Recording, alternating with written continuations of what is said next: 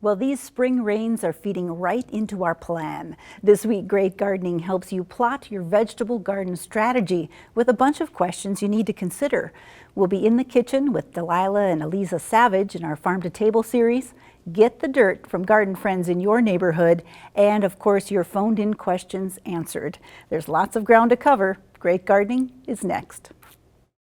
Gardens are always a work in progress. Or the earthworm is a sign that there's lots of life in your garden. Google doesn't have all the answers, and the best way is to talk to fellow gardeners. You know, in the spring it has a totally different look. I kind of like that it changes from month to month.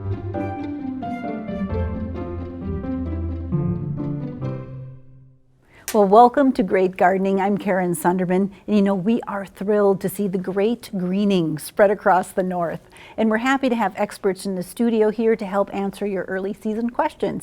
Bob Olin is a horticulturalist and educator with extensive knowledge about gardening and farming in the region. And Deb Burns Erickson is the head grower at a family-owned garden center. So thank you both for being here. It's excellent to have your wisdom. It's our pleasure, always. Absolutely. And I like your intro, greening after that long winter. Yeah, well, I mean, I think everybody's just hungry for it, don't you think? Yes. We do need to introduce our telephone volunteers. They are from the St. Louis County Master Gardener Program, and we surely appreciate their help in getting your questions into the studio tonight. The number to call is 218-788-2844 or call toll-free 877-307-8762. Call as I say, not as I do. There we go. Also, you can email your questions to wdsc.org. We are starting off planning for your very best vegetable garden. And Bob, you gave me some things you need to ask yourself. Yeah, I think so. It's a great time to do that because we're still kind of in the planning phase on this. But you know, we always start with what do you really like to eat, and maybe what do you really like to grow, because there's joy in both of those. And we suggest planning what really works well for you. I say the best trial garden is really your own garden, your own backyard. But then try something new. There's always so many new introductions, particularly now, and we're always looking for something new that grows well in this area. Then you really have to ask yourself some of the basic questions. Do I have full sun? Do I have partial shade? And of course, your leafy greens are going to go in the partially shady areas, and anything that fruits, whether it be a bean or whether it be a tomato, has got to be out there in the full sun. And then you want to be a little careful about orientation. People worry about east, west, north, south. The big thing is that the tall plants really have to go on the north side of your garden so they don't shade any of the sun. The sun is going in the south always. And then, you know, you want to just take a little look at planning for the entire season, your storage, your freezing, your canning, and drying, Deb, which you really prefer. Dehydrating, yep. Dehydrating, the right. space it saves you is amazing. Saves space, very safe and economical way to store. And then other things you can look at is, you know, the possible economic return. And a lot of people now are augmenting their food with herbs, and they're one of the highest value crops you can really grow with limited amount of space. So we're looking at, we're going to kind of a minimum tillage. We don't want to over-till. If you're going to incorporate organic or you're going to incorporate phosphorus or potassium, these don't leach very well, so you will want to carry those in at least to 6 inches down into the root zone. But just don't over-till. That destroys the structure, it removes moisture, it burns up a lot of the carbon. So just some of the things that you want to think about coming into your vegetable garden. And I think all of us gardeners are ready to think about it. You know, I how think we are. many of us have gone out and just looked? Okay, what's poking up out there? Where are my perennials? What's going to happen? Isn't it an exciting part of the year? I mean, the excitement really starts with your spring flowering bulbs and your garlic and things drying down a little bit. So just appreciate this. It's a fun time of year, and it's going on for the next 6-7 months here. Yeah, fantastic. Well, thank you for that. That's a great beginning, and we have so much more in store for you. Up next, your questions with our guest expert, Star Brainerd. And as part of our effort to bring even more expertise from the community, she's here to help with the question and answer part. But first, we're going to show you a hot tip about starting greens indoors. Emily Beaton shares her approach to seeding pea shoots for a fresh taste of spring. And we'll also tour a vegetable garden at the height of midsummer. Take a look. My name is Emily Beaton. I'm at Fairhaven Farm. Today I'm going to show you how to plant pea shoots. This is an easy thing to do if you want fresh greens in the spring, you're craving something green. So the first step is using a tray like this. You can really use any vessel, but this is a 10 by 20 standard greenhouse flat. You're going to want to use a potting mix that's for seeds starting. It doesn't have to be high in nutrients. You're not really looking for a nutrient heavy mix at this point because the seed doesn't really need that much. And you're just going to create a layer of soil. I'm only putting about a 1/2 inch in the bottom of this tray. And I use a little piece of wood to get a even smoother surface.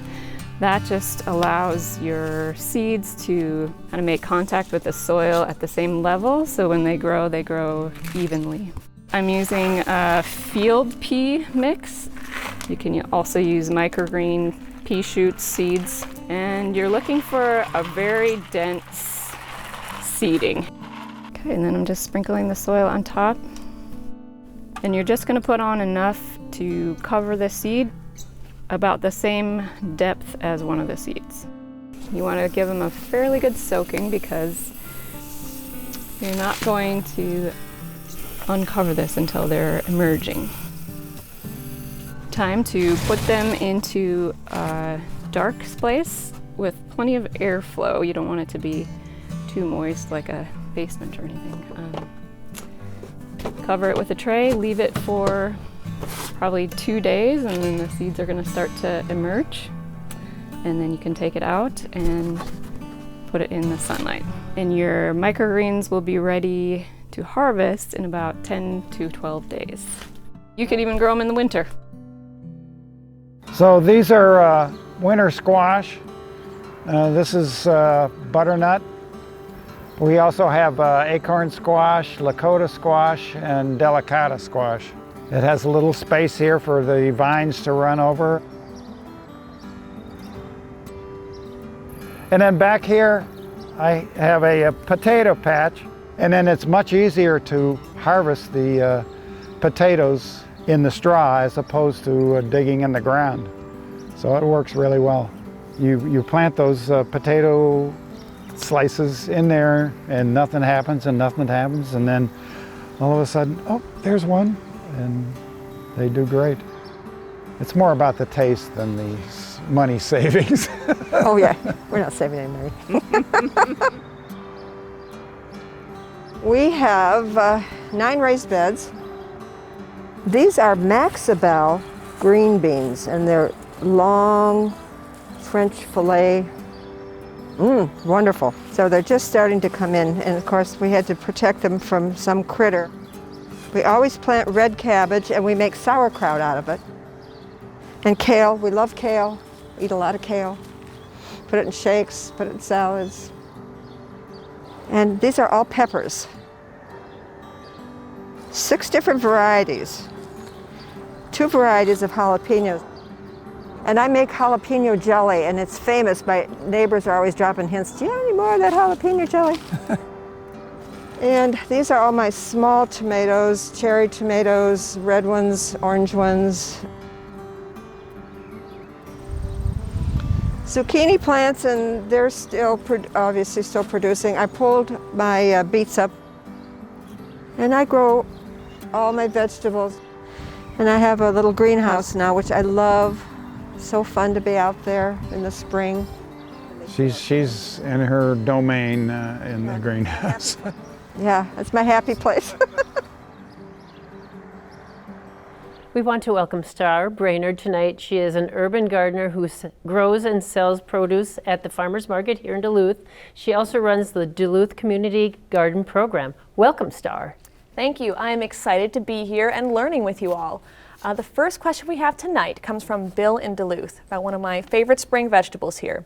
He bought a dozen asparagus plants last year, and it sounds like they didn't push up shoots. They were more like a bush shaped. Yeah. When will he get shoots to eat?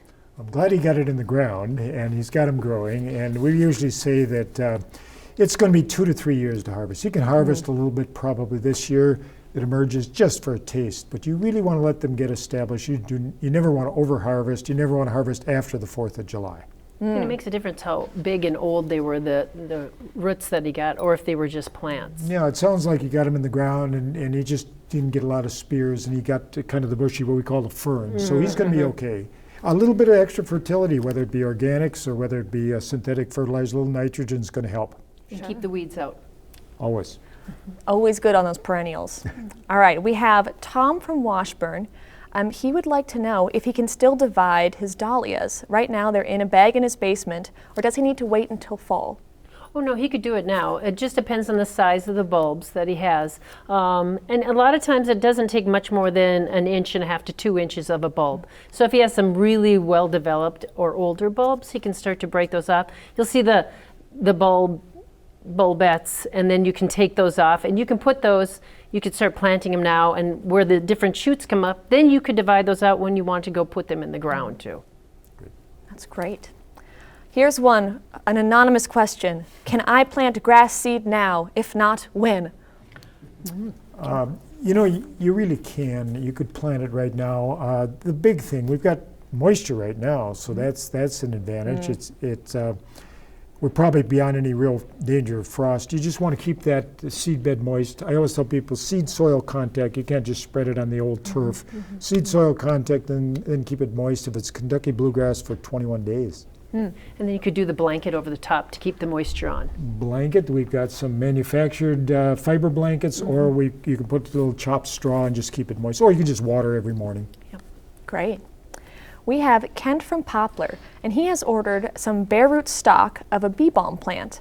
How deep should it be planted, and should it be planted horizontally? It should. I mean, you should be able to tell on a bee balm. You should see the stalks coming up. You should definitely be able to tell with a good root stock. And yeah, I agree. He wants to just take a look at the root tissue that he has there, and with all these perennials, we really don't want to go too deep with them. Yeah. And if he has an option, rather than laying it flat, I'd probably plant it vertically. Great. We have a question from Lori, and she has a calla lily that's starting to push shoots. I think she's got the bulb in the basement. What are the next steps for caring, and how does she get it to flower again? Oh, well, that's pretty easy. So she could take it out of the basement, get it into the sunlight in a window, start to water it. Callas do love water. And it can start to put on some good vigor once the days get longer and once they start to push through the soil more. And just don't overwater it to begin.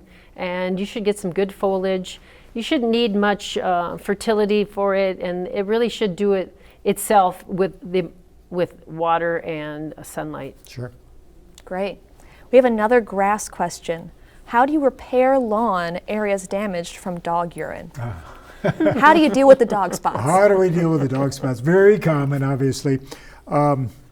You know, that's an acid there, and the biggest thing is you want to just make sure it's thoroughly watered in. We've had some pretty good rain. It's probably going to be adequate. If not, get your hose out there and your sprinkler, wash it all out. And then again, you have to let things dry down, and you have to get kind of a seed bed. So you really want some soil there, then you're going to get your seed scattered, and a covering material of some type to keep that seed bed moist. But big thing is plenty of water, just flushing that uric acid out of there. Great, great. We have a question from Barb in South Superior. How do you prolong your chive harvest so they don't all mature at once? Oh, so I happen to have some chives here. So one thing that you don't want chives to really do if you're going to be harvesting them is don't let them go to bloom. Any herb, as soon as it starts to bloom, it's going to change the flavor of the herb itself, especially cilantro, anything as it's starting to bud. You want to make sure you take off all the bud foliage if you want to continue to use it. And as far as she wants it to contain or to spread? Was it? She just wants to keep harvesting. Oh, okay. So then just make sure you don't let it go to bud, and it should continue to spread. And and then you can in the fall let it go to seed so that you get more of a patch of it. That's great. That's great. That's all the time we have for questions tonight. Thank you for letting me be part of the show. And here's the dirt gathered from your neighborhood. The dirt starts with a sure sign of spring. Angela Swanson sent us a picture of her white and purple crocus basking in the sun. Zabel and Bob Strodela share their summer flowers, including a pale pink tree peony and a patch of hollyhocks that thrive in their sunny location in Congdon. Last year, they planted 15 different varieties of tomatoes, including Black Crim, San Marzano, and lots of red and orange cherry tomatoes. Bobbie Jean Mack enjoyed seeing this iris bloom in October of last year, and she loves her combination of daylilies and snow on the mountain. And for anyone new to Zone 3 gardening, Mike Heim shares some fantastic examples of northern hardy plants. We'll share 5 this week, including a bleeding heart, Fire Island, that's native to Japan, and this cool wood fern that comes from East Asia. This brittle, prickly pear cactus hails from Colorado and weathers our northern climate just fine, as does this bearded pestamon called Rondo. And finally, Blue Billows, a lace cap hydrangea, is hardy here and in the mountains of Korea. Please share the dirt from your neighborhood. Just email greatgardening@wdse.org. And thank you for inspiring us. Well, it's just amazing what we can grow here and what climates are similar. When you think about it, Korea and Japan, that's amazing. Now, as we continue our Farm to Table series, we travel to Sawyer, where 2 talented women transform locally harvested ingredients into the most delicious wild rice pancakes you will ever have. It's a great way to use up that cooked wild rice. We've been eating pancakes with our grandma, and our grandparents have been making them for us since we were little. I grew up around wild rice, around my grandpa and grandma baking. Our whole lives, since we could walk, we've been in our grandparents' kitchen. So we're just trying to bring it to our kids and our grandkids and our community. As a family together, we harvest our wild rice. We also use eggs. It comes from our chickens that we raise. This is our syrup that comes straight from our own backyard. It's just something we've always had and we'd like to share with you guys. With the pancakes, you can take any store-bought batter that you already have. This is cooked wild rice, and you can just add a little bit of rice into that. And then we also got wild rice flour that's optional, and we will be adding that too. But the more wild rice flour you put in, the denser your dish is going to be. And now we got a bowl for our wet ingredients. We will be adding 2 cups of milk and then 3 eggs. And now I will pour the rest of my wet ingredients into my dry. You also want to grab your melted butter. And now mix. If your batter gets a little too thick, which ours does look a little bit thick right now, you just add a little bit more water or milk. You want the batter a little runny so it's easier to cook through all the way. Yeah, Delilah's the baker. She does her wild rice cupcakes with maple butter frosting. My grandpa taught me how to stir when I was little. I remember seeing him like stir whatever up, and he'd always go like this. So I learned how to do that, and it just kept on getting easier and easier, and so that's how I stirred. We're gonna add about 3/4 cup of wild rice. Especially for these pancakes, you'd like your cooked rice to be put in the fridge for a while and cool down before putting it into your batter. This rice is probably from Perch Lake or Deadfish Lake, which is the 2 lakes that me and Delilah both riced on this past season. I'm the puller. I go in the front of the canoe and I pull around Eliza while she knocks the rice. Whether it's in the kitchen or when we're harvesting rice or maple syrup or in the garden. Yep, or just us hanging out together, we're a team. I feel like this consistency, it's nice and thick, it's runny still. You don't want it too thick or your pancake batter won't cook through. I'm gonna be turning the pan on to the lowest setting. The more oil you put, the crispier your pancake is gonna be on the edges, the browner it will turn. So you don't want to put too much unless you like really burnt pancakes. As you can see, the pancake is bubbling up on the outside. I like a good amount of rice inside it. It really gives it a good taste. And then there's a perfect crispy edge wild rice pancake. It's just so great to see young entrepreneurs demonstrate their talent. And you know, the Savage Girls, as they're known, are building an empire based on local food. I love it. I love it. Love the whole family. Love what they're doing. And those did look delicious, those pancakes. Yeah, for breakfast, lunch, and dinner, is what I'm saying. Okay, so we have a few minutes left for questions. I'm going to push you hard. When can raspberry plants be fertilized, and what's the best type to use in clay soil? Okay, I really think that right as they're beginning to break bud, might be a little bit early right now, but you want the plant to be able to take advantage of everything. Clay soils, we always need nitrogen, so you're going to have to get that from some source, but with most of our clays, we're also a little deficient in potassium. So we got the big three numbers, nitrogen, phosphorus, potassium. Use a lawn fertilizer. It doesn't have any phosphorus. They won't have a phosphorus issue with those heavy soils. What about ammonium sulfate? Ammonium sulfate is going to acidify, and our pHs are just about perfect in native soils for an acid condition. So I would not be using ammonium sulfate. You'll get a little sulfur, you'll get a little nitrogen, but it will acidify your soil, which is not what you want. Okay. How about gladiola bulbs? Can you plant them in containers? You can plant them in containers. There's a little risk of getting them in the field in time, you know, because they jump really quickly, but you definitely can do it. And they do make a nice mixed container too, because you get that spike appearance. Mm-hmm. So we've done it that way also. Mm-hmm. Yeah, I think they're really cool. And I'm an August birthday, so I've always loved them. Like them at that time. Okay, here's a question that was emailed in. How do I measure sun exposure in my yard in terms for, you know, planting recommendations? Yeah. I think really you just want to put a clock on it and observe it. And you know, if you've got you know, partial shade would be maybe under 3 or 4 hours of sunlight, and then full sun, of course, ideally would be from sunrise to sunset. So just measuring the time that you have available. Yeah, usually we're all the full sun recommendations are for Iowa, right? You know what I mean? Or any place, you know. Again, as we mentioned, if you're setting up fruits in your vegetable garden, that's really takes the extra energy and where you need the heat. So you want as much sun as you possibly can get there. Leafy greens and anything of that nature, vegetative, you can get by with partial shade or even a heavier shade. As long as you're not growing moss. Okay, overwintered some limelight hydrangea and some lavender. When do I put it back in the ground?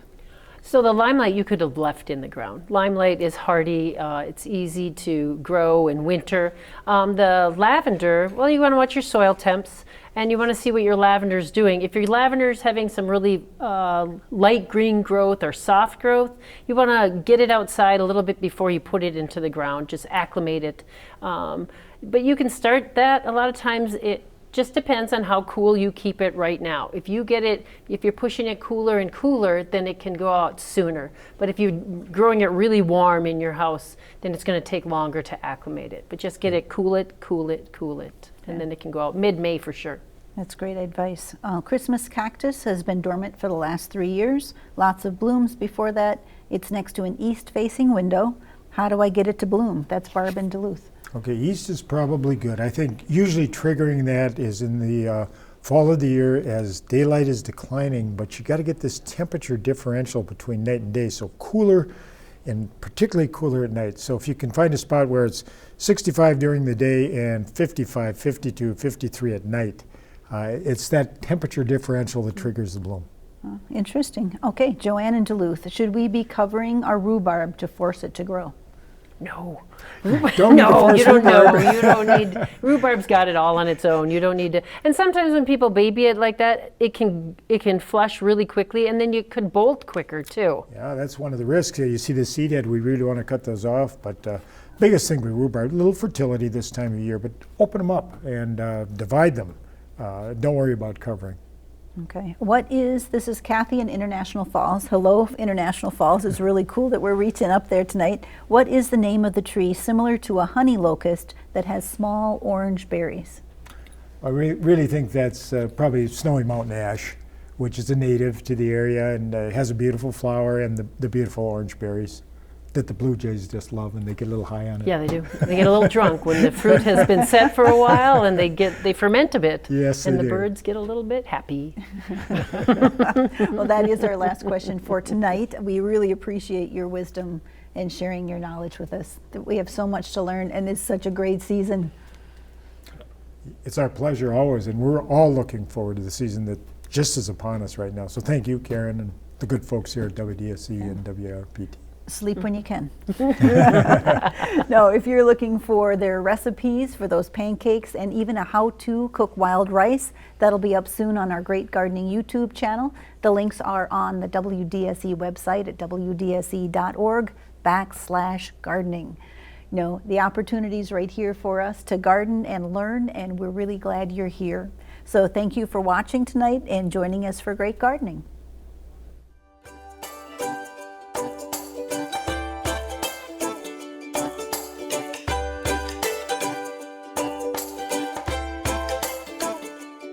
Production funding for Farm to Table segments is provided by the citizens of Minnesota through the Minnesota Arts and Cultural Heritage Fund.